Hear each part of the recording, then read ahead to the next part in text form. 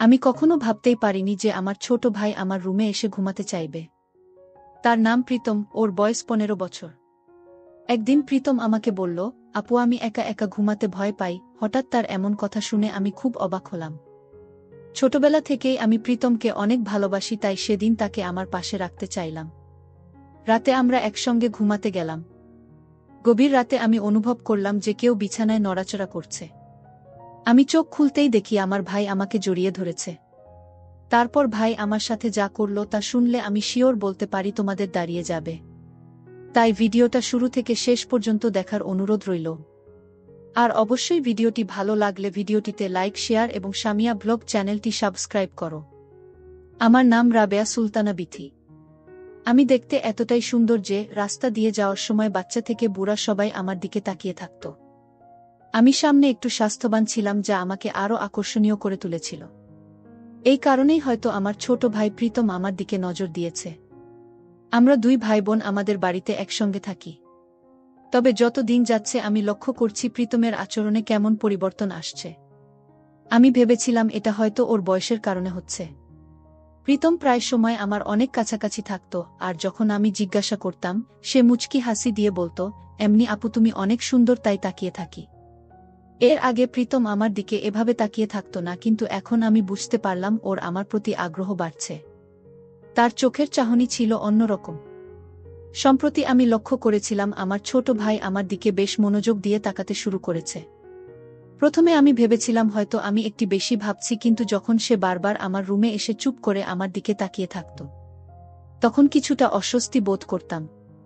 এক রাতে ঘুমানোর জন্য প্রস্তুত হচ্ছিলাম। সে আমার পাশে এসে শুয়ে পড়ল। তবে আমি ভাবছিলাম আসলে ওর মনের অবস্থা কি তা ঠিকভাবে বুঝতে পারছি না। আমি যা ভাবছি তা ভুল। আমি কোনোভাবেই ওকে আঘাত করতে চাইনি, কিন্তু একই সাথে আমাকে আমার ব্যক্তিগত সীমানা বজায় রাখতে হতো। সবকিছু ঠিকঠাক মনে হচ্ছিল না। এক রাতে আমি আমার রুমে পড়াশোনা করছিলাম। হঠাৎ প্রীতম আমার রুমে এসে বলল, আপু তুমি কি আমার উপর রাগ করেছ? আমি অবাক হয়ে তার দিকে তাকালাম। তার চোখে কিছুটা অস্থিরতা ছিল, আর সে বুঝতে পারছে আমি কিছুটা অস্বস্তি অনুভব করছি। আমি শান্তভাবে বললাম, না রাগ করিনি। কিছুক্ষণ চুপ থাকার পর সে বলল, জানি না তুমি রাগ করছো কিনা, তবে যখন তোমার পাশে থাকি তখন আমার খুব ভাল লাগে। তার কণ্ঠে কিছুটা দ্বিধা ছিল, আর সে নিজেও পুরোপুরি বুঝতে পারছে না কি ঘটছে।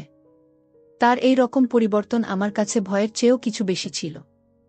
আমি চেষ্টা করছিলাম তাকে বোঝাতে যে আমি বোর হচ্ছি। তাই কিছু বিষয় বোঝা কঠিন হতে পারে, কিন্তু আমাদের ব্যক্তিগত জায়গা বজায় রাখা খুবই গুরুত্বপূর্ণ। আমি বোঝাতে চাচ্ছি আলাদা ঘুমানোর অভ্যাস তৈরি করা, কিন্তু সমস্যা হলো সে শুধু রাতে নয়, দিনের বেলাতেও সবসময় আমার পাশে থাকতে চাইত। আমি যেখানেই যেতাম সে আমার আশেপাশেই থাকত। এমনকি আমি যখন রান্নাঘরে কাজ করতাম সে আমার পাশে বসে থাকত, যতক্ষণ না আমি কাজ শেষ করি। একদিন আমি তাকে বললাম, তুমি বাড়ির বাহিরে যাও না কেন? আর বন্ধুদের সাথে সময় কাটাচ্ছে না কেন? দেখছি তুমি স্কুলও ঠিকমতো যাচ্ছে না। এতে পড়াশোনার অনেক ক্ষতি হচ্ছে এবং এটা তোমার ভবিষ্যতের জন্য ভালো নয়। আমার স্বপ্ন তুমি পড়াশোনা করে সরকারি কোনো চাকরি করবে, কিন্তু এভাবে চলতে থাকলে সেটা কঠিন হবে। আমার কথা শুনে সে রেগে গিয়ে বলল, আমি স্কুলে যেতে চাই না। আর বেশি কথা শুনতে চাই না। আমাকে স্কুলে যেতে জোর করো না। তার এমন কথা শুনে আমি হতবাক হয়ে গেলাম। এই ছেলেটা এমন ছিল যে সবসময় হাসি খুশি থাকত, বন্ধুদের সাথে খেলাধুলায় মেতে থাকত এবং পড়াশোনায়ও মনোযোগী ছিল। কিন্তু এখন সে নিজেকে তার বন্ধুদের থেকে দূরে সরিয়ে নিয়েছে। আর সবচেয়ে অদ্ভুত ব্যাপার হলো সে আমার কাছ থেকে দূরে যেতে চায় না। আমি যেখানেই যাই সে যেন আমার পাশে থাকতে চায়। তার এমন কথাগুলো আমার মনকে নাড়া দিয়েছিল এবং আমি চিন্তিত হয়ে পড়লাম। সেদিন থেকে আমি আর চুপ থাকতে পারিনি। আমি সিদ্ধান্ত নিলাম ওর সাথে মন খুলে কথা বলার সময় এসেছে। সে যখন রাতে আমার সাথে ঘুমাতে গেল আমি আস্তে করে বললাম, তোমার কি হয়েছে ভাই? আগে তো সব সময় বন্ধুদের সাথে থাকতে, এখন বন্ধুদের সাথে আড্ডা দাও না কেন, আমাকে বলো। কিছুক্ষণ চুপ থেকে সে বলল, যখন আমি স্কুলে থাকি বা বন্ধুদের সাথে থাকি তখন মনে হয় তুমি আমার থেকে দূরে চলে যাচ্ছ। আমার মনে হলো হয়তো সে আমাকে তার জীবনের কেন্দ্র হিসেবে দেখছে। আর এখন আমি বড় হয়েছি তাই ধীরে ধীরে তাকে ছাড়িয়ে যাচ্ছি। মনে হচ্ছিল সে আমাকে অনেক ভালোবাসে, কিন্তু ওর আচরণে এই পরিবর্তনগুলো স্বাভাবিক ছিল না। আমি প্রীতমকে বোঝানোর চেষ্টা করলাম। আমি তোর সাথে আছি, কিন্তু আমাদের আলাদা থাকার এবং ঘুমানোর অভ্যাস গড়ে তোলা উচিত। আমরা এখন বড় হয়েছি। সে রাজি হতে চাইল না, শুধু রাতে নয়, দিনেও সে সবসময় আমার সাথেই থাকতে চায়। কিন্তু তার আচরণের পরিবর্তন স্বাভাবিক মনে হচ্ছিল না। তার কথাগুলো শোনার পর আমি অবাক হয়ে গেলাম। প্রীতম একেবারেই তার পুরনো অভ্যাস, স্বভাব বা রুটিনের মধ্যে ছিল না। মনে হচ্ছিল সে আমার প্রতি গভীর মনোযোগ দিচ্ছে, যেন সে আমাকে ভালোভাবে বুঝতে চাচ্ছে বা আমার কাছ থেকে কিছু চাচ্ছে। তার এই আচরণগুলো আমাকে অস্বস্তিতে ফেলতে শুরু করেছিল। একদিন রাতে যখন আমি ঘুমানোর প্রস্তুতি নিচ্ছিলাম, সে হঠাৎ আমার রুমে এসে বলল, দিদি, আমি তোমার সাথে ঘুমাতে চাই। প্রথমে আমি ব্যাপারটিকে স্বাভাবিকভাবে নিয়েছিলাম, কিন্তু আস্তে আস্তে তার আচরণ কিছুটা অদ্ভুত হতে শুরু করল। তার মুখে একটা অস্থিরতা দেখা যাচ্ছিল, যা আমাকে ভাবিয়ে তুলল। আমি তাকে জিজ্ঞেস করলাম, তোর কি হয়েছে ভাই? সে কিছুটা অদ্ভুতভাবে বলল, দিদি, আমি ঠিক আছি। আজ খামারে গিয়েছিলাম, সেখানে ছাগলের দুধ পান করেছি, তাই হয়তো এরকম লাগছে। তার এমন কথায় আমি কিছুটা অবাক হলেও সেটা একসময় মজা করে উড়িয়ে দিলাম। তাকে বুঝিয়ে বললাম, তুই একটু মজা করছিস, তাই না? এই ঘটনাগুলো আমাকে আরও ভাবিয়ে তুলেছিল এবং আমি বুঝতে পারছিলাম যে তার সাথে আরও খোলামেলা কথা বলার প্রয়োজন আছে। একদিন ছোট ভাইকে জিজ্ঞেস করলাম, বাড়িতে গরুর দুধ থাকার পরেও তুই ছাগলের দুধ কেন খাচ্ছিস? সে মজা করে বলল, বন্ধুদের সাথে মজা করে খেয়েছি। এটা কোনো বড় ব্যাপার না আপু। সে কেমন বন্ধুদের সাথে মেশা শুরু করেছে যে এমন অস্বাভাবিক আচরণ করছে। এখন সে বড় হতে শুরু করেছে, তাই যখন আমি তাকে কোনো ব্যাপারে শাসন করতাম, সে আমার উপর রেগে যেত এবং কথা কাটাকাটি করত। তারপর একদিন মাঝরাতে আমার ঘুম ভেঙে গেল এবং দেখলাম ছোট ভাই আমার দিকে অদ্ভুতভাবে তাকিয়ে আছে। এটা দেখে আমি খুব অস্বস্তি বোধ করলাম। আমি জিজ্ঞেস করলাম, তুই তো বড় হয়ে গেছিস, এখন এসব কেন করছিস? সে রেগে বলল, তাহলে যদি বড় হয়ে যাই তোমার সমস্যা হবে কেন? তার এই কথা শুনে আমি কিছুটা অবাক হলাম। তারপরে আমি বললাম, ঠিক আছে, তুই আমার সাথে ঘুমাতে চাইলে কোনো সমস্যা নেই। সে চুপ হয়ে গেল। তারপর থেকে যখনই আমি ঘরের কাজ করতাম, তার দৃষ্টিতে একটা অস্বাভাবিকতা লক্ষ্য করতাম। মনে হতো সে আমাকে সব সময় অনুসরণ করছে। এমনকি রাতে যখন আমি ঘুমোতে যেতাম, সে আমার ঘরে এসে বসে থাকত না ঘুমিয়ে।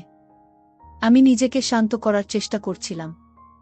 জিজ্ঞেস করলাম, তুই কেন এখনো জেগে আছিস? সে উত্তর দিল, কিছু না, ঘুম আসছে না।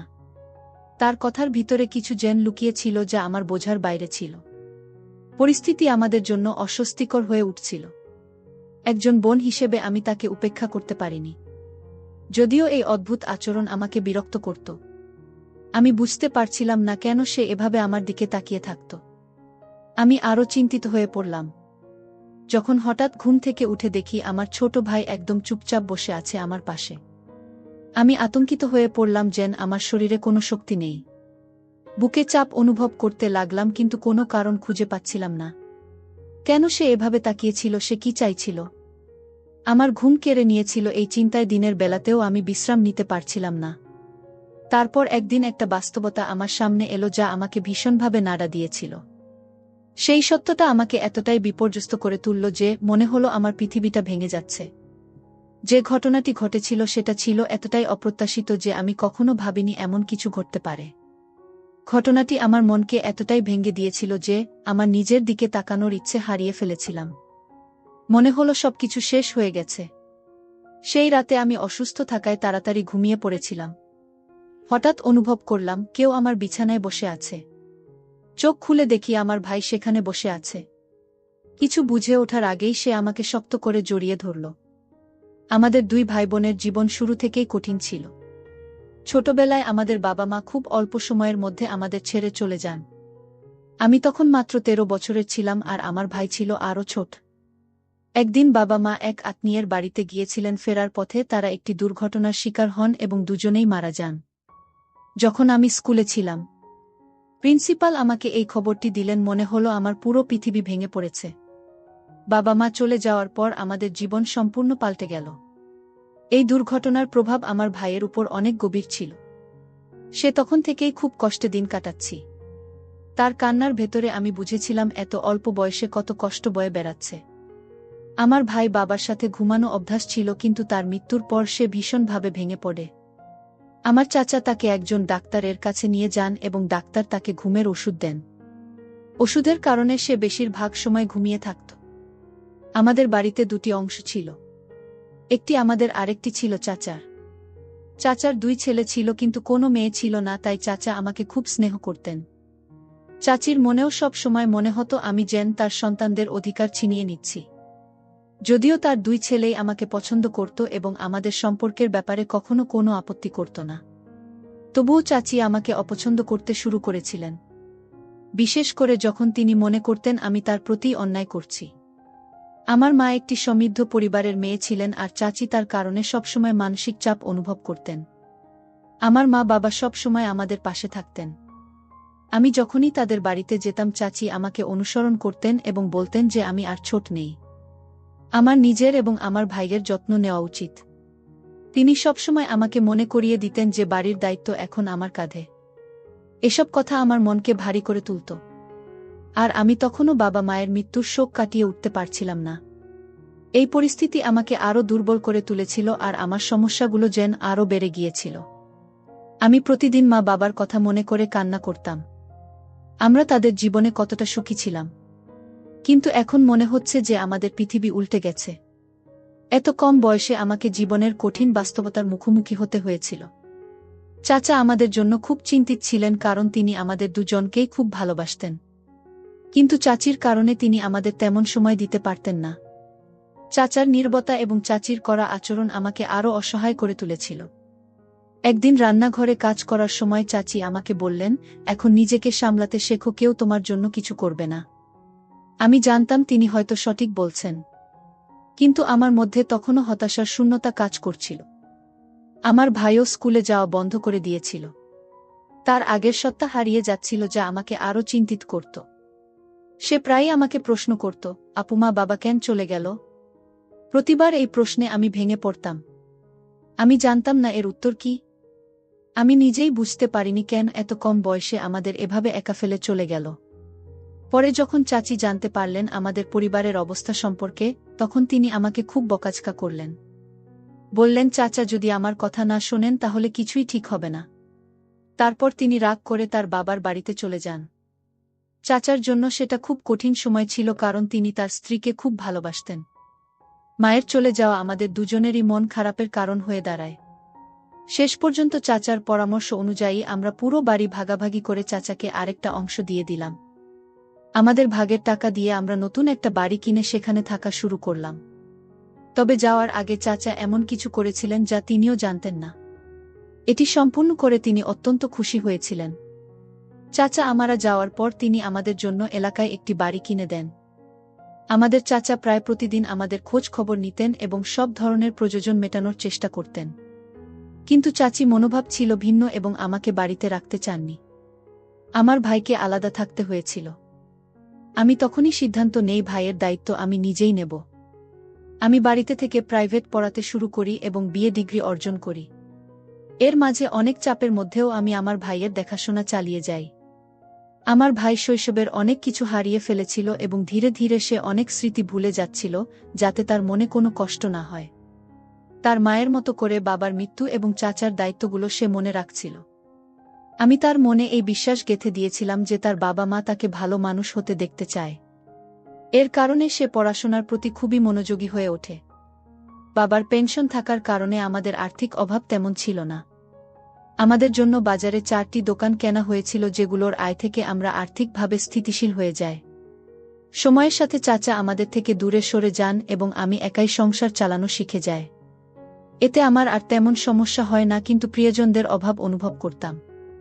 তবুও আমি আমার সমস্ত মনোযোগ আমার ছোট ভাইয়ের উপর দিয়েছিলাম। তবে কিছু সময়ের মধ্যে সে অনেকটাই বদলে যেতে শুরু করে। আগে সে পড়াশোনায় খুব আগ্রহী ছিল, কিন্তু এখন বন্ধুদের সাথে মেলামেশা বন্ধ করে দিয়েছে। আমি জিজ্ঞেস করলে সে আমার সাথে খারাপ ব্যবহার করতে শুরু করে। সে বলতো, আমি আমার মতো করে চলব, তুমি আমার ব্যাপারে কথা বলবে না। আগে সে এমন ছিল না, কিন্তু এখন সে আমার কোনো কথাই শুনছে না। শুধু তাই নয়, রাতে আমার সাথে ঘুমানোর জন্য জেদ ধরতে শুরু করেছে। আমি লক্ষ্য করলাম যে আমার ভাইয়ের আচরণ অস্বাভাবিক। আমি এর কারণ জিজ্ঞাসা করলে সে বলল, আমি ছাগলের দুধ খেয়েছি, যা শুনে আমি অবাক হয়ে গেলাম। তার অদ্ভুত আচরণ আমাকে বেশ অস্বস্তিতে ফেলত। তারপর এক রাতে ঘটে গেল একটি অপ্রত্যাশিত ঘটনা। আমি ঘুমিয়েছিলাম, হঠাৎ ঘুমের মধ্যে চোখ খুলে দেখি আমার ভাই আমার পাশে বসে আছে। তার এত কাছে উপস্থিতি আমাকে অবাক করে তোলে। কিছু বলার আগেই সে আমাকে শক্ত করে চেপে ধরল। সে হঠাৎ করে আমাকে আঘাত করে বলল, তুমি মরে গেলেই ভালো হতো মায়ের বাবার সাথে। তোমার জন্য আমাদের এত কিছু সহ্য করতে হয়েছে। তার আচরণ এবং কথাগুলো আমাকে ভীষণভাবে আহত করল। আমি অনেক কষ্টে তাকে সরিয়ে দিয়ে রাগে চিৎকার করে বললাম, তুমি এত সাহস কোথায় পেলে? তুমি কি জানো তুমি কি করছো? আমার ভাই তখন আমাকে আরও বিরক্তির সাথে বলল, আমার জীবন নষ্ট হয়ে গেছে শুধু তোমার জন্য, তুমি আমার সমস্যার মূল কারণ। আমার বন্ধুরা পর্যন্ত আমার সাথে মিশতে চায় না কারণ তোমার কারণে ওদের লজ্জা পেতে হচ্ছে। তার কথা শুনে আমি হতভম্ব হয়ে গেলাম। সে আরও বলল, একদিন আমি যখন বন্ধুদের সাথে খেলতে গিয়েছিলাম তখন আমার এক বন্ধুর মা আমাকে তাড়িয়ে দিয়ে বলেছিল, তুমি খারাপ মেয়ে বলে তোমার সাথে আমাদের ছেলেদের মিশতে দিতে পারব না। তোমার বোনের কারণেই সবকিছু নষ্ট হচ্ছে।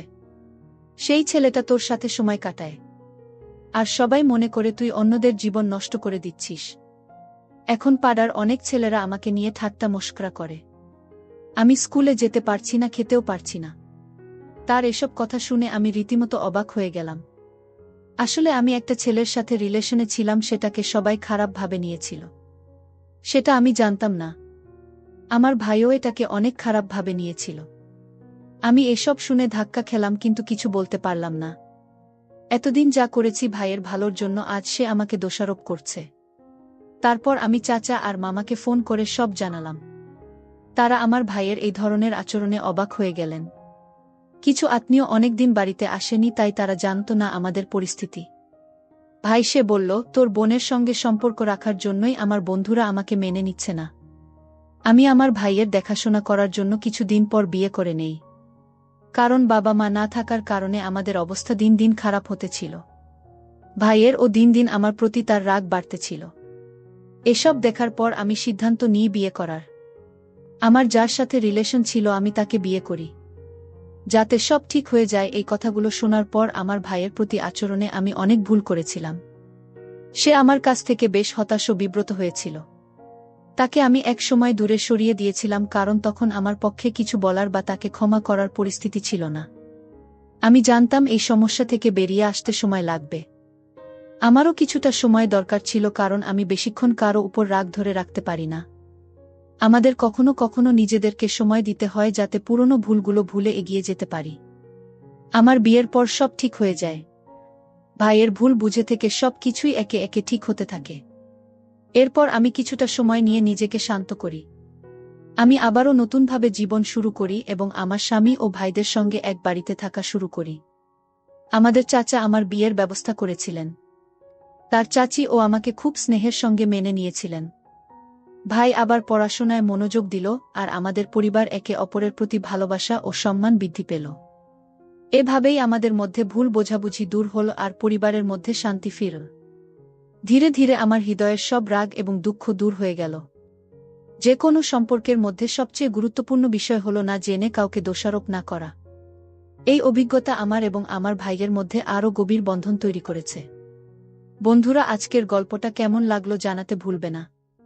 এরকম মজার মজার রোম্যান্টিক গল্প শুনতে চাইলে ভিডিওটি লাইক, শেয়ার এবং সামিয়া ব্লগ চ্যানেলটি সাবস্ক্রাইব করে বেল আইকনটি ক্লিক করতে ভুলবে না।